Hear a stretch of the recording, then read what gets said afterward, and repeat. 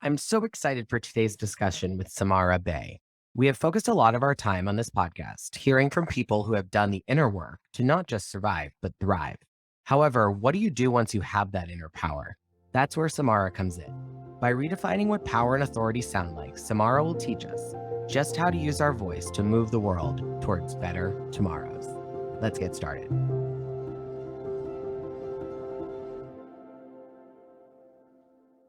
Welcome to Small Steps, Big Change, the podcast where we meet extraordinary people who have used small steps to help create big change. I'm your host, Drew Sullivan. In August of 2020, after years of alcohol and cocaine use, I hit rock bottom. I knew at this moment that I had no choice but to get sober. Through lots of hard work and dedication, I made that a reality. I have to admit, I thought that this would fix everything and that a life filled with happiness would just follow. But sobriety was only the first step for me. I had to be sober before I was ever going to rebuild my life and recover all that was lost. I kept going, focusing on the next right move, or as I call it, the next small step. I then took the next one, and then the next one, and then the next one. Every day is a journey for me, and I now believe that I'm in the middle of the most beautiful recovery story of all time. What I have learned is that my story has a lot in common with anyone looking to make big changes in their life. That's why it is time that we work together to make big things happen. Each week on this podcast, I will introduce you to a friend who has used small steps to help create their big change. We are all going through something, and it is my goal that by sharing our stories and bringing vulnerability and empathy to the forefront, we can learn from each other and take the small steps that are needed to create big change.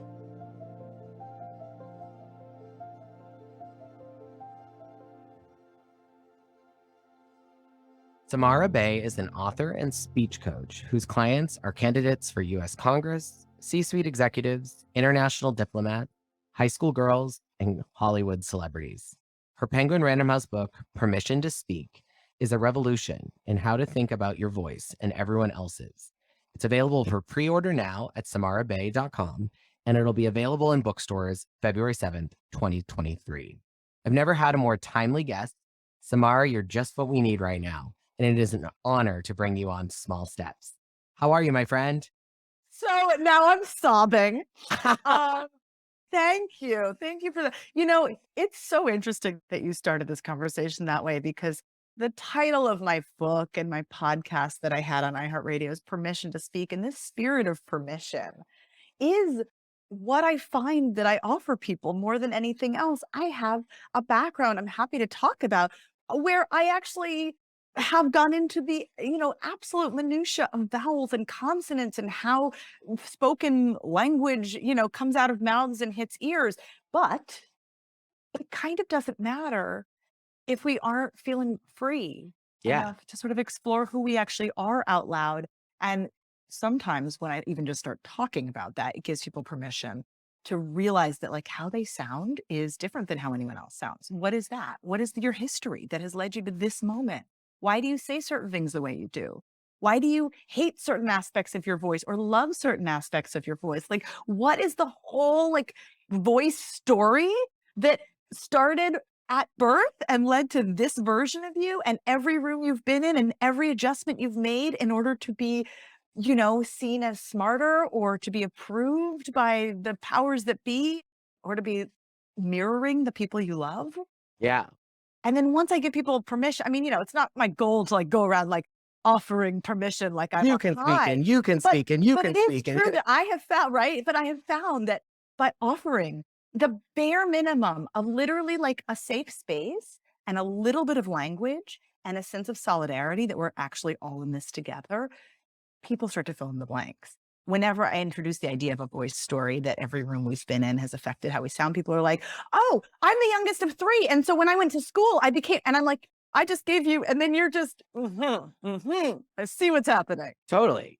I love all that. And it's truly why I think I was like, no, yes, Samara, yes, I need to talk to her because I feel like it's so rooted in part of what I've been doing and who I am. And I start every conversation with an idea of what got us to this point, kind of that personal backstory. So if you could share that, I mean, how did it lead to your career in dialect coaching? But more importantly, like, how did it make you you?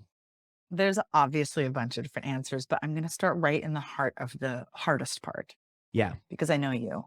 When I was 24, I was in the middle of a 3-year graduate acting program. I was in Providence, Rhode Island. I had pushed so hard to get into this program, and then it was awful. And it wasn't necessarily the program's fault. It was, among other things, the amount of talking and singing and whatevering that you do made clear that I had picked up a habit years prior that now caught up to me.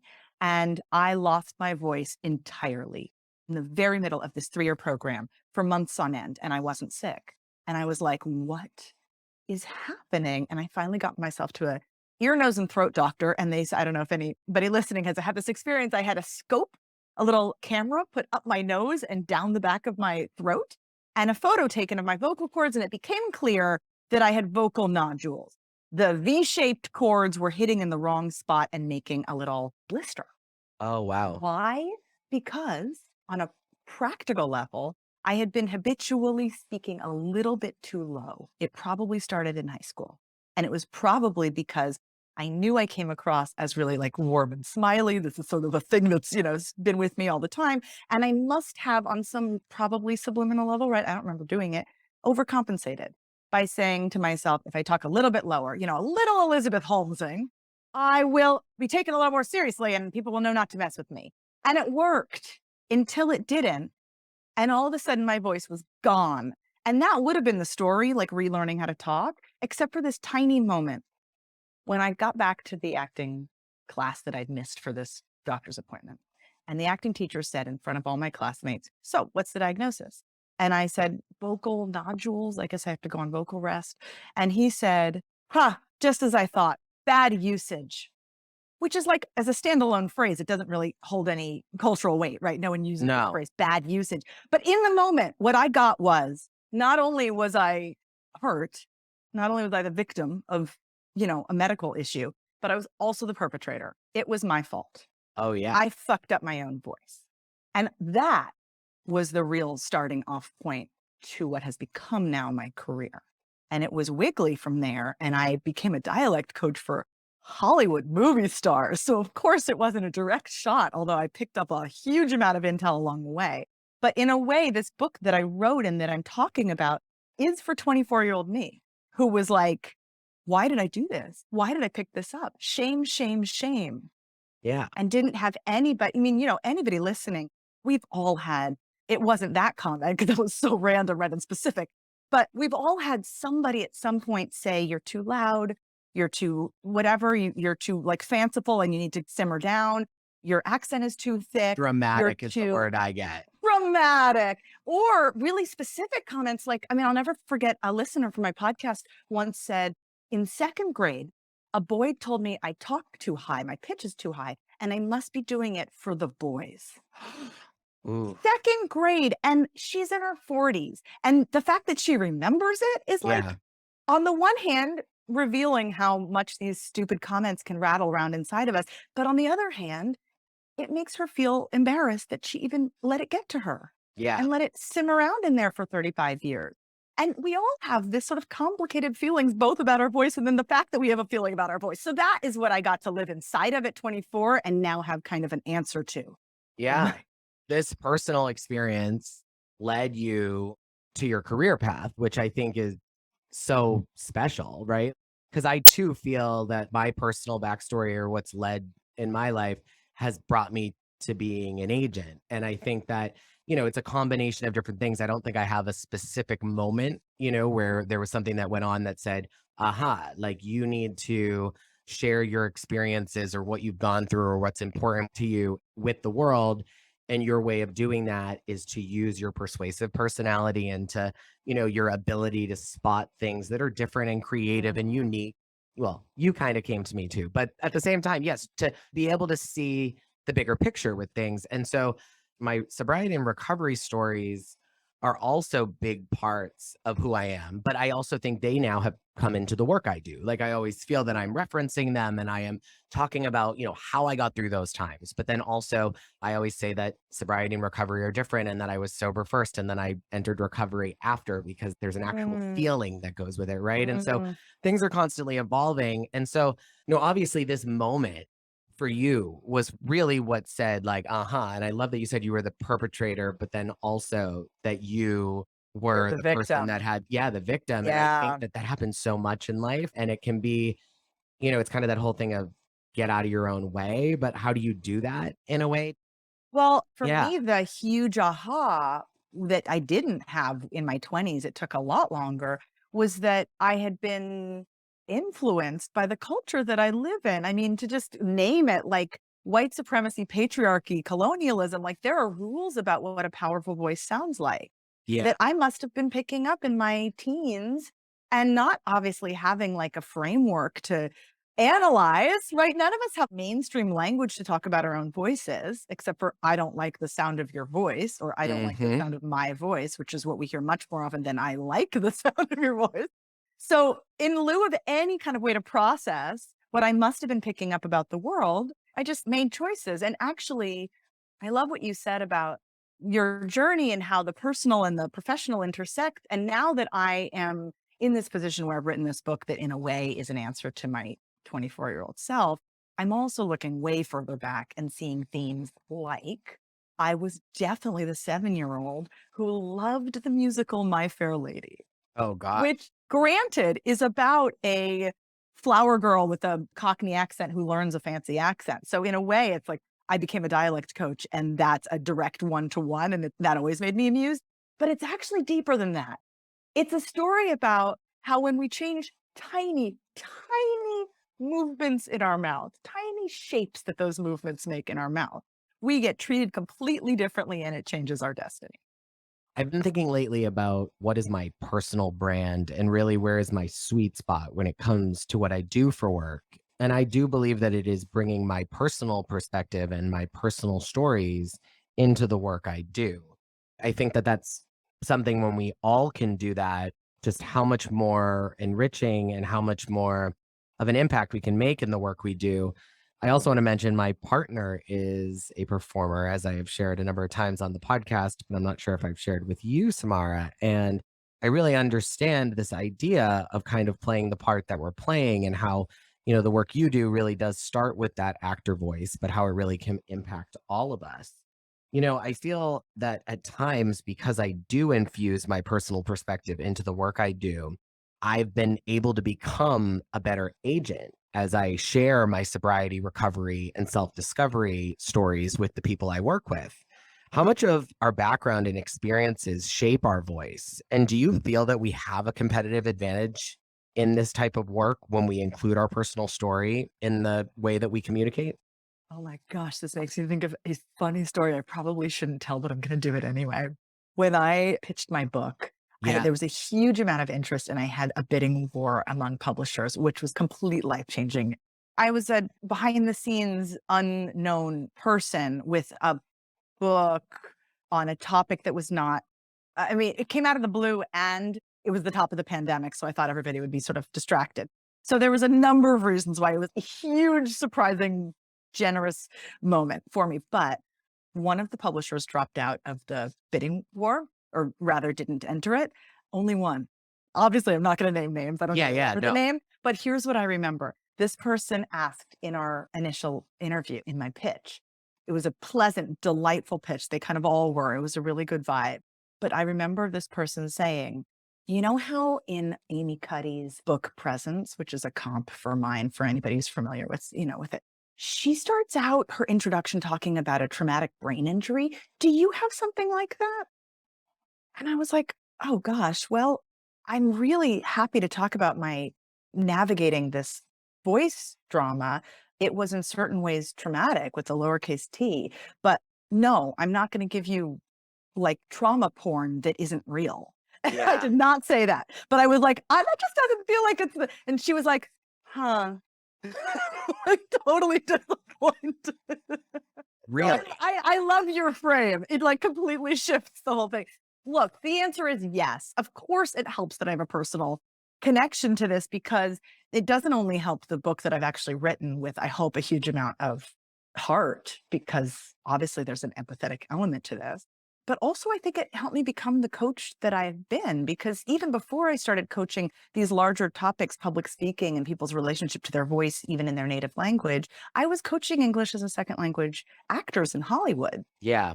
And it's not obvious that losing my voice when I was 24 and having to relearn how to talk would be applicable. But the reality is, yeah, the heartbreak around that, the confusion of why did I pick up this habit that only hurt myself, I think made me a better coach. It made me see people's struggle as something that was really existential.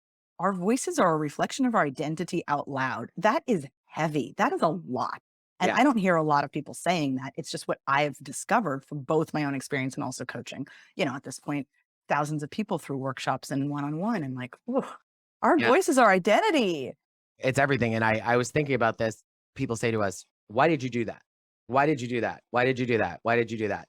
Far more than they say, why did you say that? Or why did it come out that way? Or why are you saying it like that? Or the way you said that made me feel this way. It's always, why did you do that?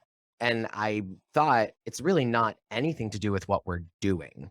Sometimes it's not like what we're doing, it's how we're saying it, right? Exactly the point of that with your book. But so many people form their opinions around character and who someone is and how honest they are and their integrity level or how impactful they are based on the way they sound. Just like we judged Eliza Doolittle in My Fair Lady. Yeah, because all she wanted was a room somewhere, right? And the fucking chocolate.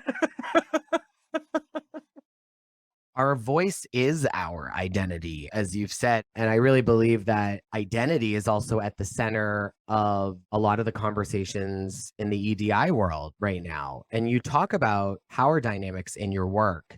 I feel privileged that I'm at the center of some of the most impactful, but also complex conversations in EDI.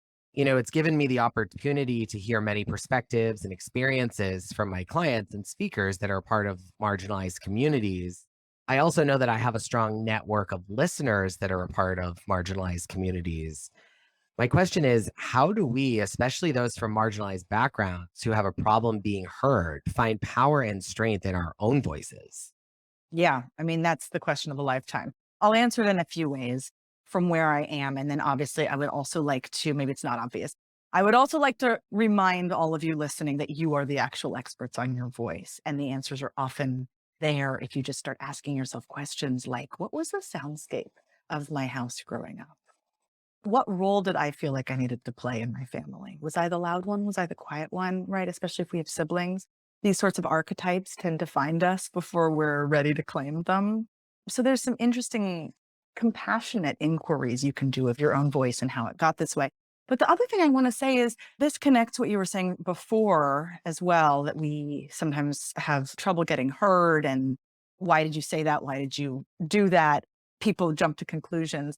Part of the real work of this book, part of the real mission that I'm on is that, fun fact, inside of linguistics departments around the nation, around the world, the idea of voice bias or accent bias, as it's more often called, is super common. It's actually a given.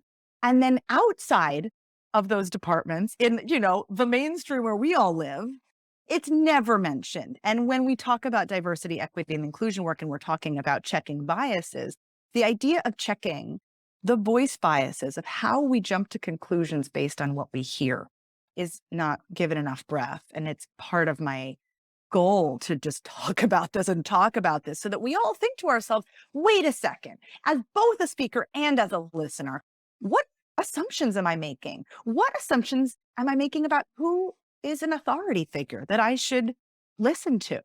What assumptions am I making about somebody with an accent that is foreign or that is a regional accent and regional American accent that is, as a linguist might say, coded for class or race in ways that are problematic? And then similarly, we all get to think, wait a second, what judgments am I actually making about myself? When I'm told that I say the word like too much, what do I do with that? First of all, do I police myself? Yeah. That's exhausting. Second of all, if I do please myself, this is a deeper question. What values am I actually upholding Yeah. by following that person's advice rather than my own instincts? Because why do any of us, this is another amazing gift from linguistics, why do any of us pick up any habits we have? For a good reason. Every habit we have picked up for a good reason. Some of them we have absolutely outgrown. And that Yeah. is a very interesting, fertile spot to hang out in. But none of them are useless. Often we have picked up, for example, like, because our friends say it. By the way, there's also like 6 different versions of like in English. And Yeah. there's some really cool, if you Google, like, what are the 6 versions of like, you'll hear all the reasons and on all the, what's the word? Homonyms, words Yeah. that sound the same, but actually have totally different meanings. But more to the point, if all of your friends pepper their language with like, what is so bad about sounding like your friends? Exactly. And there's something really profound there about the shift of power over time. Because, like, we can say, if you talk with vocal fry, like if you talk like this, it's hard to take you seriously. But as that person who was 15 with vocal fry becomes 30, becomes 40, comes into some power, well, maybe now vocal fry is what power sounds like. I mean, there is Exactly. like an inevitable evolution of language that, stodgy people sometimes want to pretend doesn't happen. But language evolves, language is on the move. Yeah, totally. I mean, I had one personal question that I think this podcast has allowed me to outgrow a little bit, I guess, right? And that's the fact that I've never been comfortable hearing myself talk. And so obviously, when I started on this passion project, that has turned into even a little bit more. I've had to outgrow that quick. I mean, how could I continue to do this? Like, it just would not work. And so I feel that I've outgrown that. And that's been because I think just naturally, I thought, okay, I sound fine. But then also people telling me, you sound great. My mom says that some of her friends have said, oh, you sound so calming and different things like that, which Mm. again, I don't know about that. However, it's not that it sounds terrible. I have to turn it off. It makes me think because this podcast, as an example, or a podcast in general, most people that are in that position of host or that person that's talking consistently week to week, if they do have that idea where they don't love hearing themselves talk, that's obviously something that they have to work through and get over. But there's also a reason why they're doing a podcast because there's something inside of them that gives them a reason for doing it or wanting to do it or some sort of a message that they want to share with the world. Isn't that interesting when our mission is bigger than our qualms about our voice? Exactly. It's an inflection point in our lives. Yeah, Right? that's really where it's landed for me is this idea that, wow, what I have going on inside of me and what I want to do with this podcast is stronger than the way I think of myself talk. I mean, that's a revolution. That's a revolution. Yeah. I want to even just say feeling neutral, neither positive nor negative about our voice is a revolution. And then feeling positive about our voice, I mean, wow, that's like systems of power crumbling right where you stand. How I sound is, I mean, in the language I sometimes use, the new sound of power. But if that feels too dramatic, just how I sound is what leadership, right where I'm standing, sounds like. It's the kind of leadership I want. From what you found in your work and in just the clients you've worked with, your research, have you found that there is a certain percentage of our authentic voice that is internal, what we're thinking, what we're feeling, versus external, how we sound and how we share it? Like, is there a breaking point? Is there a formula that allows us to be more powerful? Yeah. Yeah. I mean, I'm not going to say yes to the formula part, but to the spirit of your question, absolutely. I mean, in a way, this is why I am more interested in talking about the permission side than the speaking side. I do both back and forth. They're completely interconnected, right? The actual voice and then our inner voices and our inner crap around our voice, right? It's totally interconnected. But here's what I really mean when I say that I want to talk about permission instead of speech. Somebody can come to me and, for example, say, I'm obsessed with the fact that I say too much. Okay. And we can either old school count their ums, record them, try to get them to say fewer ums, right? I hear that this is what public speaking coaches do. I don't mean to throw shade, but like I come at this from a sideways direction, which allows me a lovely outsider's perspective, right? There are certain traditional things that happen inside of public speaking spaces that I have not been privy to. But I do find people come to me with some residual pain from what happened in those spaces. So counting ums as an example of a technique, to me, is not really the point. If instead we work on what your history is of your relationship to power, to leadership, to what you think of as your way of showing up in the world and whether that way is worthy of authority. If you think about what it is to be a thought leader, I mean, I was in this position when I pitched this book of having all of these fancy New York publishers calling me a thought leader. It was the first time the phrase was heard. I heard it out loud in reference to me. And there was this funny moment of like, oh, I see. I could just take that on. What if I owned that feeling of being a thought leader? How much more would I respect my own thoughts? Well, I offer that obviously to my clients, whether thought leadership is the goal or not. The idea that we actually get to decide my thoughts are worthwhile. It's what you're talking about starting this podcast too. Our ums will go away. Yeah. Not entirely, but also no one's actually asking for our ums to go away entirely. Linguistically, ums are useful. They say to the person that's listening, I'm collecting my thoughts, but I'm not done with my thought yet. I mean, it's so practical. It's such a signpost that we actually filter them out as listeners. So also obsessing over the ums is part of the problem. So my point is, these are two totally different ways in, right? One of them is really cosmetic and the other is really profound. Yeah, I love that because when you really, I mean, I think for me too, is even just this idea of thought leadership, it is true. I mean, because I believe that in the storytelling space that I am a thought leader. Why? Because I represent storytellers. I now am telling my own stories. And I think with thought leadership, it's looking at things in an authentic way that is important to you that you know can impact other people. And also, if we come from any kind of an identity that feels like it's, out of alignment with the dominant story about who should have power in this society, to decide that our own thoughts are worthy of time and space is itself a radical act. Yeah. And that is a practice we can all do, regardless of whether the term thought leadership feels like it's, the right fit on us or not. It's beside the point, right? Words, phrases, trends come and go.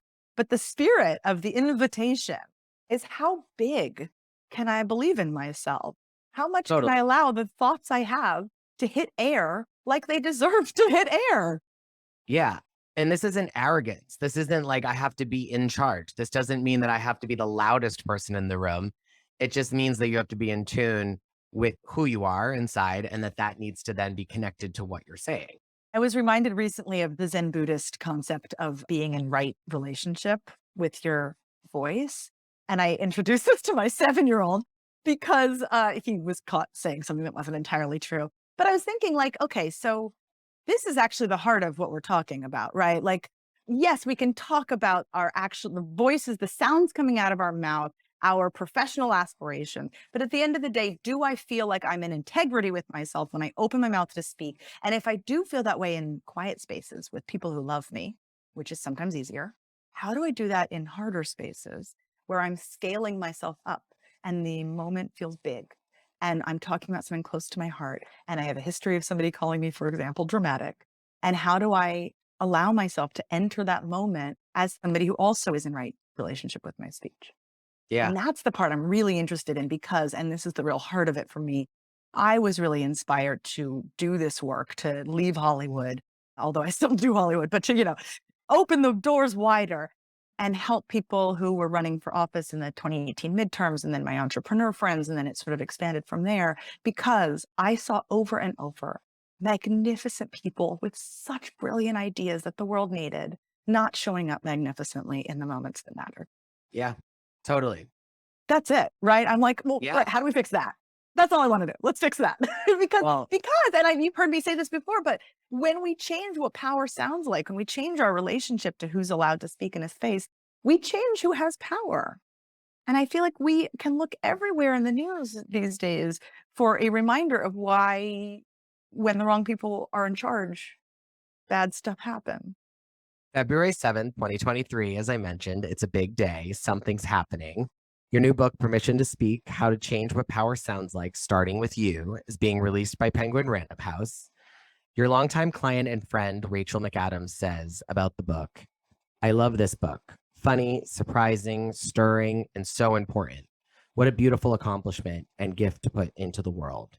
From the horse's mouth, tell us about this gift and what can we expect? I love that. I love that setup. Is it for everyone? I feel like I resist telling people who it's for because you know who it's for. If you're listening and any of this has resonated with you, it is for you.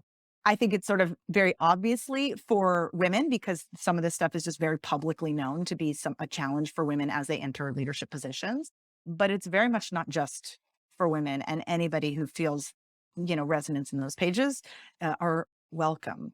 It's a great question, the practical side of it. So the book is set up with a few sort of two spirits intermingled throughout. One is just really practical tools. I am a coach through and through. So as I like to say, if it doesn't work, it doesn't matter. And secondly, relatedly, because I think this is part of what makes things quote unquote work, is what I call big permission work, which really is like a little expose on, for example, the history of public spaces. Who was allowed to speak in them with confidence? Well, 100 years ago, women were literally not allowed outside of their house in New York City alone, unaccompanied, or they would be considered one of two things, either a low status employee, right? There were a lot of people who just necessarily were like going from one house of employee to another. And you can imagine how they were walking down that street like they were taking no space at all, right? Head down, just trying to get there. Or prostitutes who were literally called quote unquote public women. So in those moments when, for women specifically, pitching their heart out to a room full of stone-faced investors feels weird and they start to get shamey about it, like it's their fault, it's interesting to note that 100 years ago means, well, what did our grandmothers learn from their mothers? Yeah. What did they teach our moms? What did our mom teach us? And even if we had the most progressive, loud, out there mom possible, that DNA is hard. It's in there, and stigmas, last. So, there's elements of the book that really explore that, and with a bit of a mischievous eye are like, so how do we pick up some of these shoulds that we have? What's going on with this stuff? So that we can really clear out our mind, as I call it, mind gunk. Yeah, I'm so excited for it. First off, it's you and the energy is contagious, so I'm sure the book is great. 3 months away, and so it's obviously done. I have a question because I can only imagine it to be true. But did you have a moment while writing it where you kind of needed to flip the script a little bit and help yourself be more authentic and dig deep for more intentional messaging? I see you and your intuition. Yes, yes, yes, yes, yes, yes. I mean, first of all, I sold this in March of 2020. So the pandemic was just so newly underway. And, my kid, who at the time was 4, we didn't have anywhere to send him for the days. Yeah. So we were already in this very unsettled era. And the book that I had pitched, the proposal that I had written that got all this attention was really hopeful. I mean, my energy, you know this, is intrinsically optimistic. There is a real sense of movement. And I wasn't always feeling that way. So it was both the heavy of those early days of the pandemic with what you're really getting at, which is I discovered all my own inner edges around, okay, now that I have a book to write, how do people who write books sound? Yep. Which is some version of what we all think when we get onto the mic or do a presentation, right? I don't know how to do this, but how does that other person do it? Because they seem like all put together. And then I call it the generic monster. The generic monster like sits on our shoulder and is like, surely no one wants to hear your version of weird. You are too weird. You are too dramatic. So what would be the like slightly shaved off, like more, acceptable version? And of course, sometimes in some rooms, that is what will work better. And that's why this work is really nuanced and complicated, right? But when we have the chance to really share with the world our thoughts, the invitation is, how do I bring my actual voice, my actual weird to the page? And that was a legit challenge. But fortunately, obviously, because I'm a coach in this stuff, the irony was not lost on me at all. And I did a lot of things. Here's like some examples. I remember I did a weekend away at an Airbnb locally that had a hot tub, and I turned on my don't try this at home. I turned on my voice memos app on the phone and put it like on the edge of the hot tub and talk to myself and ask myself some really deep questions like, I mean, kind of what you were getting at earlier. Why do any of us push through how hard it is and how rough it is on our nervous system to speak publicly? Why do we do it? Yeah. What is this like age old? And it's obviously not for everyone, right? But for those of us who are drawn to public speaking in some capacity, and I'm using that phrase really loosely, right? Who are drawn to scale up their life in some way. What is that? And I talked to myself until I believed it. I was like, well, maybe I know me and I'm more honest out loud than in writing. In writing, I'm not dishonest, but I'm an English major, so I can make things sound a little clever Yeah, and they're a little truth adjacent. exactly. And I was like, I'm holding myself to a really high standard on this book, not a meanness, but a really high standard of don't say things that are truth adjacent. Nobody has time for that. Yeah. So I like talk to myself until, so I would do things like that, and I would also get mad. Oh, this is I mean, for anybody who's actually looking for practical advice, connecting to what makes you angry about the way things are currently done, otherwise known in marketing as your differentiator. Hmm. It's so helpful when you start thinking, I don't sound like Glennon Doyle, I should sound more like Glennon Doyle, right? And instead thinking, for example, all of those clients who came to me who've had negative experiences in public speaking classes, or sometimes it's called executive presence coaching. And my heart is breaking for how much of the toxic bad advice they have taken in. That's who I'm talking to. That anger, that like, not cool, not cool. What we've been saying, but not quite saying, is that what my book is really an opportunity to discuss is that communication benefits from a social justice lens, that a lot of the crap stories we have are stories that were meant for not us, and in fact, to leave us out. And in a way, no one's fault. No one who's alive today is fault. It's fine. 2000 years ago, Greeks decided here's how to talk on a stage and women weren't allowed. It's fine, fine. Yeah. Blaming is not really the point. The point is, well, how do we change the story right where we are? And that does require an actual social justice lens, an actual, like, what's going on here with standards and who are those standards built for and who are those standards meant to keep out? So, that is a great way for me to use my actual voice in the page to be fiery about Yeah. that. I have found that storytelling has been the single most important part of my recovery journey. My listeners know that I am big on separating my sobriety journey from my recovery journey, as they are definitely different and require a different lens to be successful within them both. Both sobriety and recovery have included community for me, as I've had the support of many throughout both journeys. Once we find our voice and give ourselves permission to speak, how do we best support our communities to help the people closest to us also speak more authentically? Buy my book. No, I think it's very, very important to take this idea of voice bias seriously and to consider what are the ways that we're actually accidentally gatekeeping inside of our own communities by deciding somebody's like my kind of people based on how they talk. And that's, some hard work. And included inside of that is the ways that we've discounted ourselves. So, there's a lot there. But definitely bringing the idea of, I like to use the phrase, generous ears to ourselves and to our friends. What happens if we listen with more generous ears? And part of that is not just theoretical, it's not just this like abstract idea, but notice who you actually love to listen to. They probably don't speak in these ways that reflect the old sound of power. For those of us who follow politics, right? AOC is such an insanely inspiring example of somebody who sounds like where they're from and who they are. And you can hear the markers of, I don't say this flippantly at all, the markers of the fact that she was a great bartender, like Yeah. the interactiveness, the intimacy with which she speaks when she turns on her Instagram stories and, tells us what actually happened, in the White House on January 6th. Like, I've never seen a politician do that. And I know that it resonates with so many people. And there's obviously non-political figures too we can look at and do that for anybody listening. Like, start to think, who do I love to listen to? And then the second part of that is maybe, what do they actually sound like?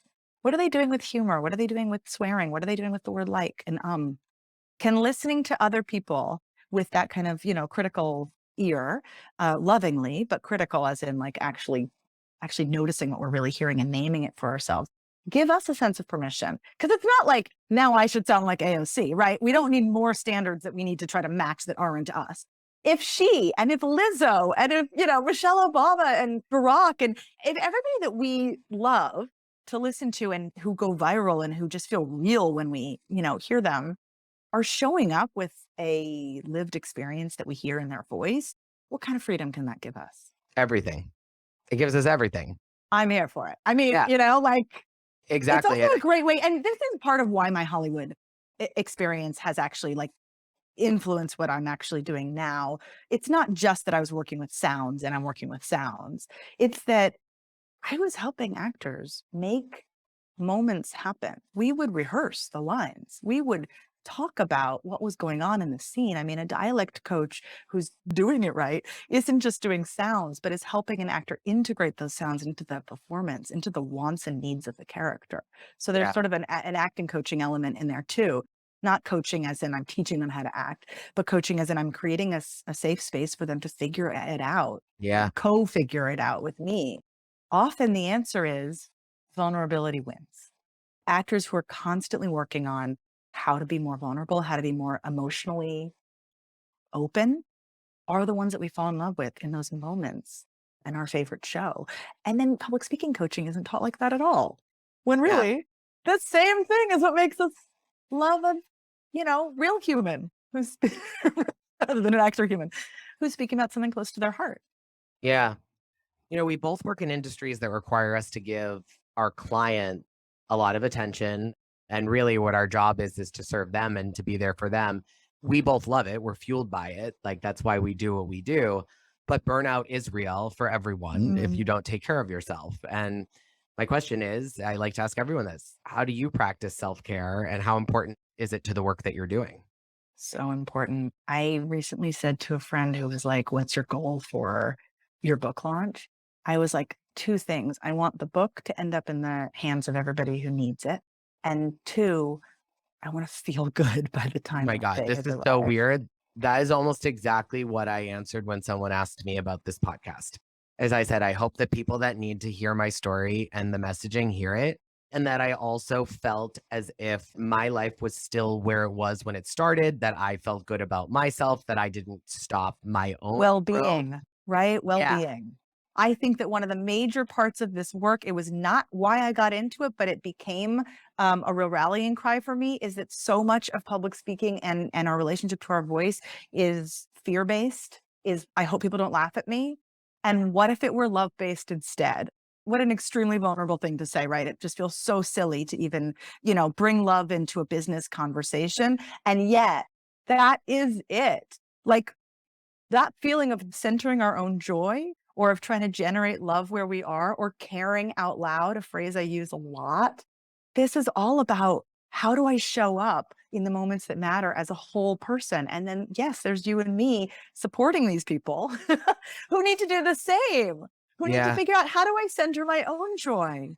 And if I'm not, how do I reset? And for me, I like taking walks in my neighborhood. I like hanging out with my kid. I was, this, I was stuck on the other side of the country from my family for a week.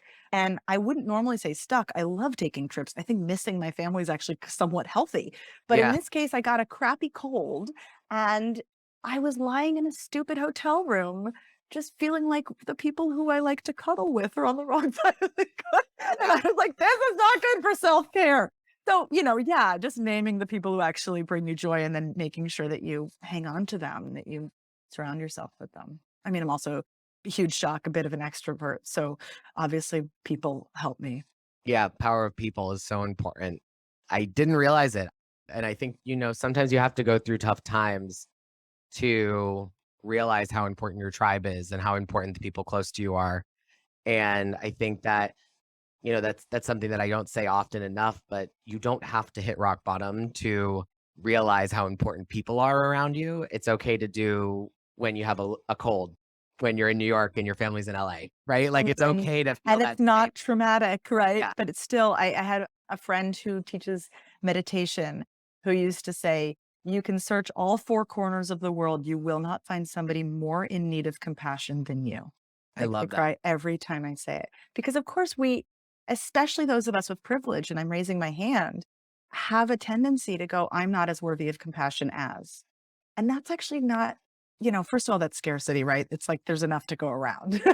Totally. And second of all, actually, I do create a positive ripple effect. You named it at the beginning. That was so kind.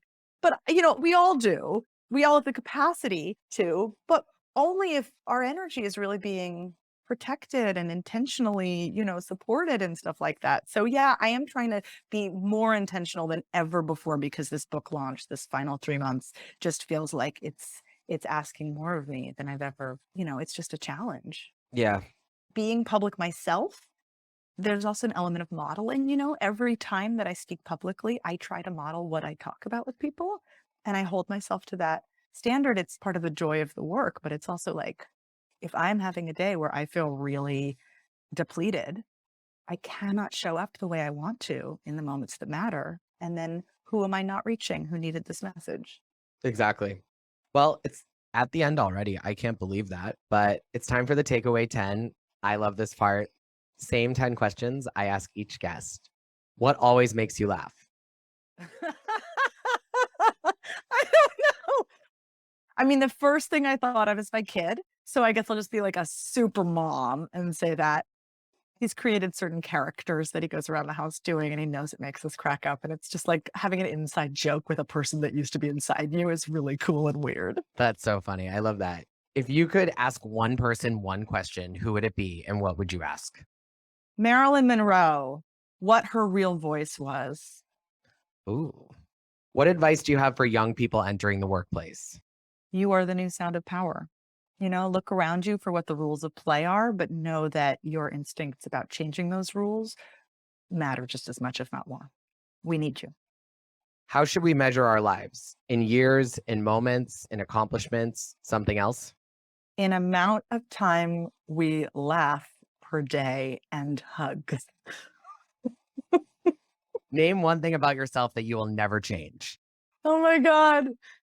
I mean, not to be like on a bend here, but sense of humor. I feel like I've been super obsessed in this last week with reminding people about the value of mischief.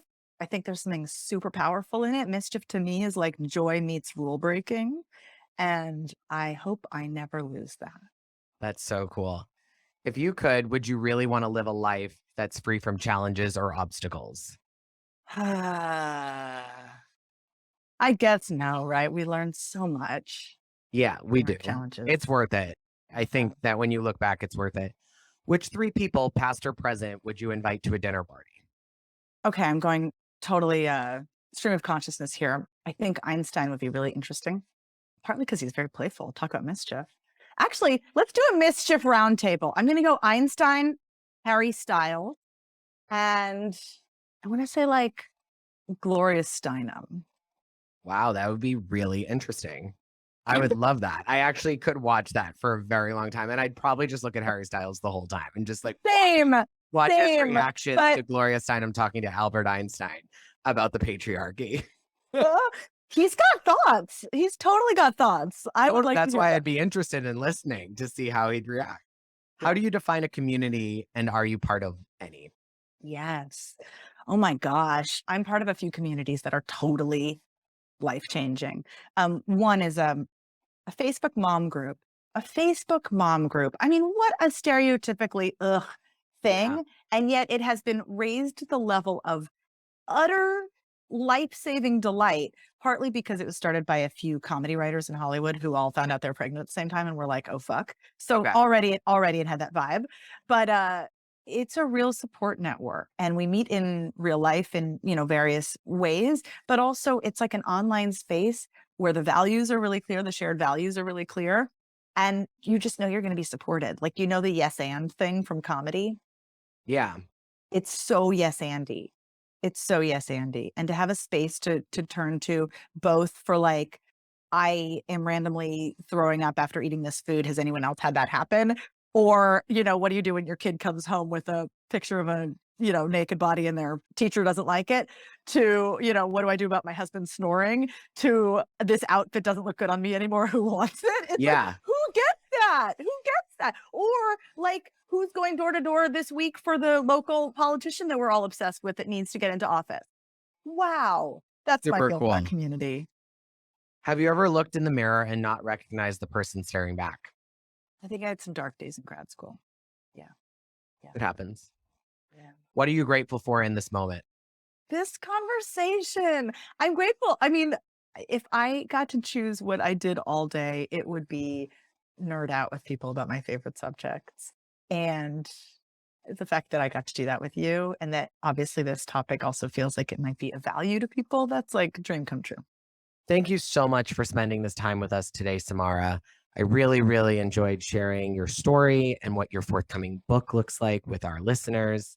It is really, really wonderful to know that once we do that inner work, there is still a whole new journey ahead of us, how we share that messaging and who we are with the world. Thank you for giving us permission to speak and writing this book that can be such a tool for so many.